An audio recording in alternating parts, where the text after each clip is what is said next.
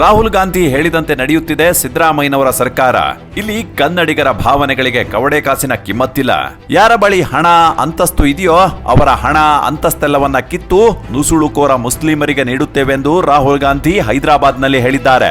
ಇದಕ್ಕೆ ಇಂಬು ನೀಡುವಂತೆ ಸಿದ್ದರಾಮಯ್ಯನವರು ಮುಸ್ಲಿಮರಿಗೆ ಈ ದೇಶದ ಸಂಪತ್ತಿನಲ್ಲಿ ಸಮಾನ ಹಕ್ಕು ಸಿಗಬೇಕು ಎಂದು ಹೇಳಿರುವುದು ಬಹುಸಂಖ್ಯಾತ ಅನ್ಯ ಧರ್ಮೀಯರ ಆಸ್ತಿಯನ್ನ ಕಿತ್ತುಕೊಂಡು ನುಸುಳುಕೋರರಿಗೆ ಮುಸ್ಲಿಮರಿಗೆ ನೀಡುತ್ತದೆ ಎಂಬುದು ಸ್ಪಷ್ಟ.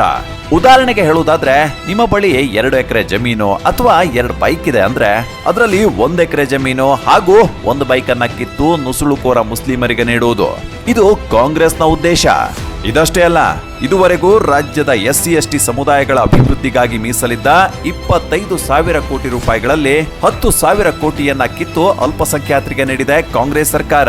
ನಾಡಿನ ಅನ್ಯ ಧರ್ಮೀಯ ಯುವಕರಿಗೆ ಕೌಶಲ್ಯ ತರಬೇತಿ ರದ್ದುಗೊಳಿಸಿ ಮುಸ್ಲಿಂ ಯುವಕರಿಗೆ 250 ಕೋಟಿ ನೀಡಿದ್ದು, ಹಿಂದೂ ವಿದ್ಯಾರ್ಥಿಗಳ ಸ್ಕಾಲರ್ಶಿಪ್ ರದ್ದುಪಡಿಸಿ ಮುಸ್ಲಿಂ ವಿದ್ಯಾರ್ಥಿಗಳಿಗೆ 100 ಕೋಟಿ ಮೀಸಲಿಟ್ಟಿದ್ದು, ಅನ್ಯ ಧರ್ಮೀಯರ ತೀರ್ಥಯಾತ್ರೆಗೆ ಅನುದಾನ ಕೊಡದೆ ಮುಸ್ಲಿಮರ ಹಜ್ ಯಾತ್ರೆಗೆ ವಕ್ಫ್ ಬೋರ್ಡ್ನಲ್ಲಿ ಹಣ ಮೀಸಲಿಟ್ಟಿದ್ದು ಕಾಂಗ್ರೆಸ್ ಸರ್ಕಾರ.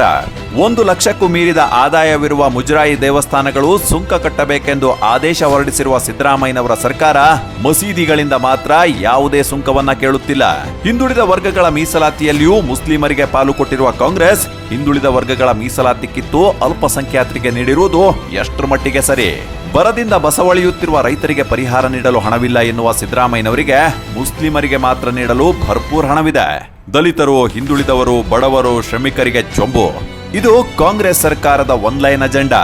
ಮತಗಟ್ಟೆಯಲ್ಲಿ ಮತ ಚಲಾಯಿಸುವ ಮುನ್ನ ಕಾಂಗ್ರೆಸ್ ನಿಮಗೆ ಕೊಟ್ಟ ಚೊಂಬನ್ನ ಎಂದೂ ಮರೆಯದಿರಿ. ಕಾಂಗ್ರೆಸ್ ಅನ್ನ ಸೋಲಿಸಿ.